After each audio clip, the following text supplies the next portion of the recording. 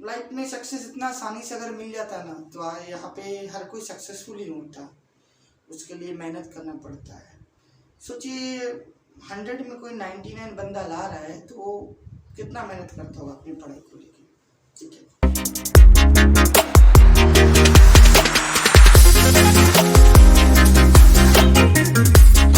Hello everybody,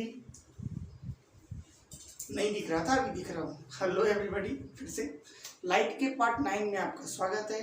और आज हम लोग ray diagramming, concave mirror and convex mirror पढ़ने वाले हैं।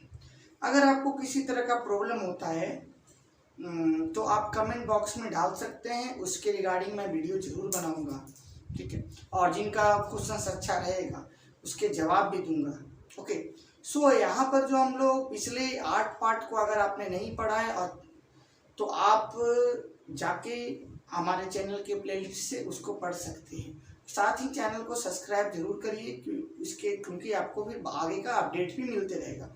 हमारा चैनल जरूरी नहीं है कि सिर्फ पढ़ाई के अलावा भी और भी मोटिवेशनल से रिलेटेड और भी जनरल नॉलेज से रिलेटेड वीडियोस आते रहेंगे जो आपको बहुत हेल्पफुल होगा, ओके।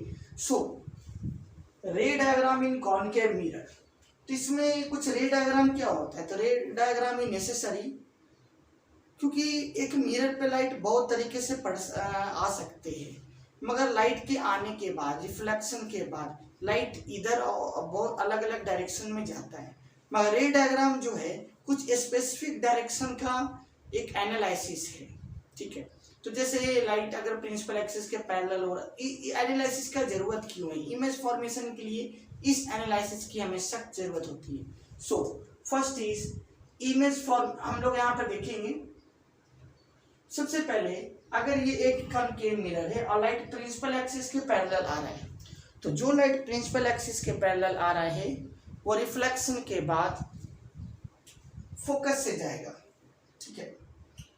क्यों जाएगा? ऐसे लाइट इस पे पड़ा, नॉर्मल बनाया किसने? तो सेंटर ने नॉर्मल बनाया। जब भी देखिए कोई स्फेरिकल बॉडी रहे, अगर लाइट इस पे पड़ रहा है तो यहाँ पे नॉर्मल कैसे बनेगा?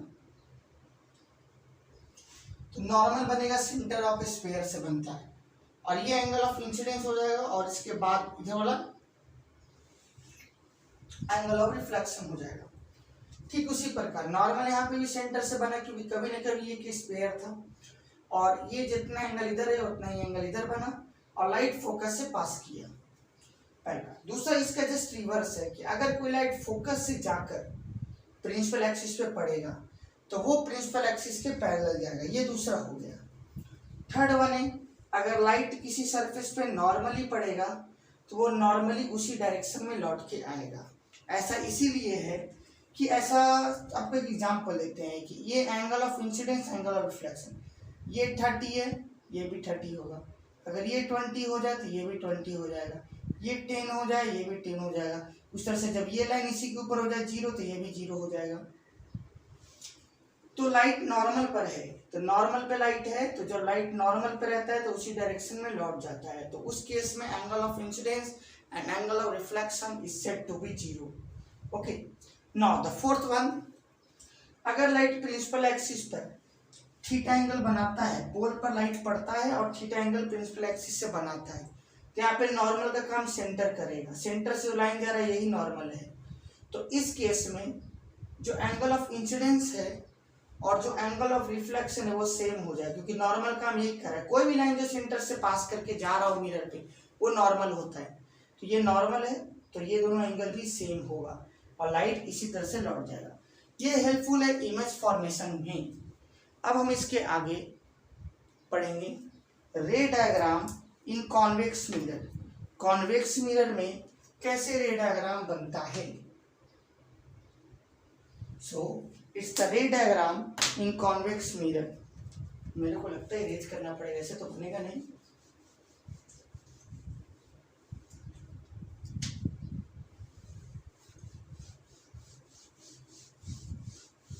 देखिए पढ़ाई एक सब चीज आसानी से सबको नहीं मिलता, मेहनत करेंगे तभी रिजल्ट होगा, ठीक है। कोई ट्रिक नहीं है डियर सक्सेस का। आपको लगता है कि सक्सेस ट्रिक है, ठीक है ना? लाइफ में सक्सेस इतना आसानी से अगर मिल जाता ना तो यहाँ पे हर कोई सक्सेसफुल ही होता, उसके लिए मेहनत करना पड़ता है।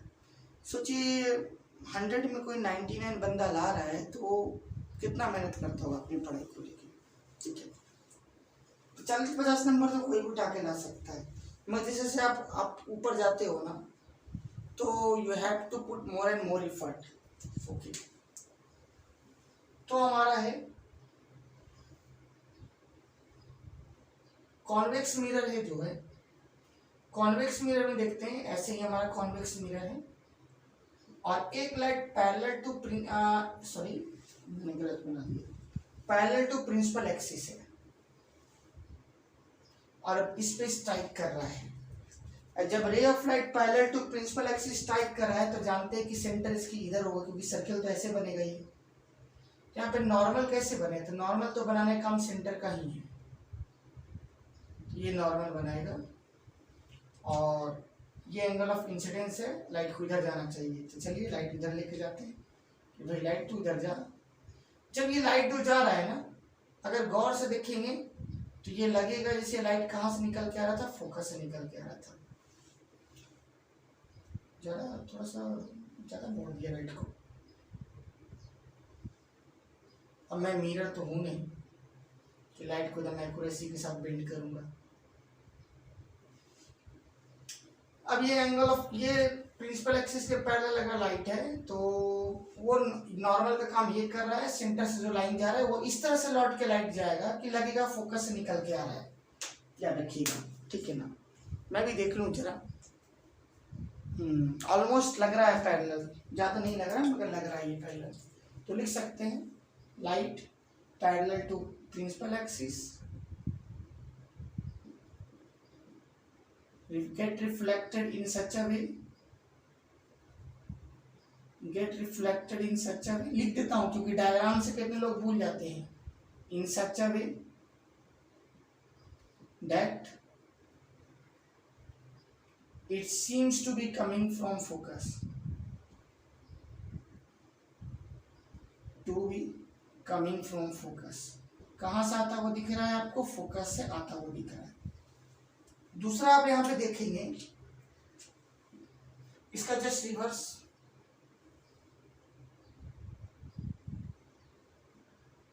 फोकस है, पोल है, सेंटर।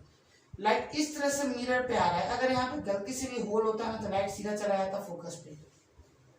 मैं यहाँ पे तो होल है नहीं, यहाँ पे मिरर है क्योंकि रिफ्लेक्शन करना है। तो नॉर्मल कहाँ से बनाएंगे भाई, सेंटर से नॉर्मल बनाएंगे। नींद आता है वो घर पढ़ने में ना, तो ऐसा करो कि एक क्रीम आता है फास्ट स्लीप ठंडू का, यहाँ पे थोड़ा लगा लो, नींद एकदम गायब हो जाएगा एकदम पूरा इंसान। तो हम लोग रात को सो नहीं जागा भी, तो रिकॉर्डिंग भी मेरा रात के टाइम में ही होता है। दिन के टाइम में बहुत सारा आवाज़ होता है, हमारे जिधर पढ़ा रहे हैं उसके पीछे बालकनी है, बालकनी के नीचे कहने का मतलब रास्ता है, रोड है, और रोड पे जानते ही हैं दिन भर क्या होता है, कुछ नहीं रहेगा, सन्नाटा रहेगा तो दिन में कुत्ता ही भौंकने लगेगा, ठीक है। तो इसलिए रात के टाइम में जनरली 2 बजे के बाद से 12-1-2 बजे के बाद से रिकॉर्डिंग में करता हूँ।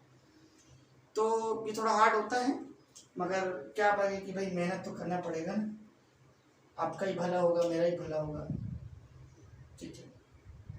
क्या बता रहा था भूल गया, चलिए इसी पे कंसंट्रेट करते हैं। तो जब लाइट फोकस पे आकर डायरेक्ट पड़ रहा है, लग रहा है फोकस से पड़ेगा, तो रिफ्लेक्शन के बाद नॉर्मल पैरेलल चला जाएगा। Light seems to be incident on focus, goes parallel to principal axis after reflection.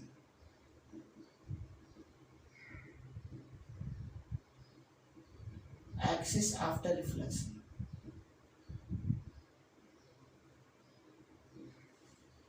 तीसरा है इसी में भाई वही पुराना कहानी, इस तरह से लाइट ऐसे पड़ रहा हो, नॉर्मल ये बना, ये दोनों एंगल सेम है, यहाँ पे ध्यान रखिएगा। इस तरह से लाइट पड़ रहा हो कि वो लग रहा हो कि जैसे लाइट कहाँ पे जाके स्ट्राइक करने वाला था, सेंटर पे।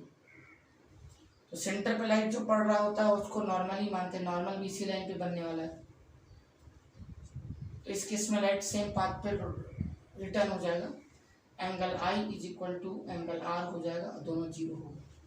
तो लिख सकते हैं light seems to be incident. कहाँ इंसिडेंट है भाई? Incident on see, get reflected on same path. कारण जानते हो, नॉर्मल है तो दोनों एंगल सेम है और जीरो है, gate reflected on same path.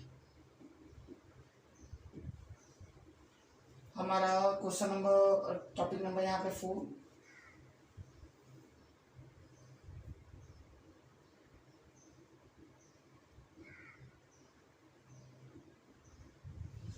अगर लाइट इस तरह से पड़े कि पोल के साथ कोई एंगल बने तो रिफ्लेक्शन के बाद उसी तरह से जाएगा कि पोल के साथ एंगल बने, और नॉर्मल काम ये करेगा। Light incident on pole making angle theta with principal axis. Light incident on pole, incident लिखा है लास्ट में, on pole making angle theta with principal axis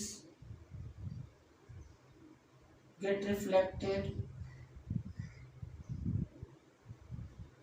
by theta with principal axis। जितने angle पर है उसी एंगल पर reflect हो जाएगा। ठीक है, अगर मेरी राइटिंग समझ में नहीं आएगा तो मेरे आवाज़ को सुन के भी आप लिख सकते हैं, और उम्मीद करते हैं कि जो पढ़ाया आपको समझ में आया होगा। ठीक है, एक बार फिर से बता दूं, बाकी के 8 पार्ट्स के आप चैनल के प्लेलिस्ट में जाकर निकाल सकते हैं, पढ़ सकते हैं। जब चैनल के तक जाइएगा तो सब्सक्राइब भी कर दीजिएगा, फ्री ऑफ कॉस्ट है, कुछ खर्चा वगैरह इसका नहीं लग रहा। और ये 2 अभी जो बताया, ठीक है, किसी तरह का इम्प्रूवमेंट अगर आपको लगता है कि होना चाहिए तो कमेंट करिएगा।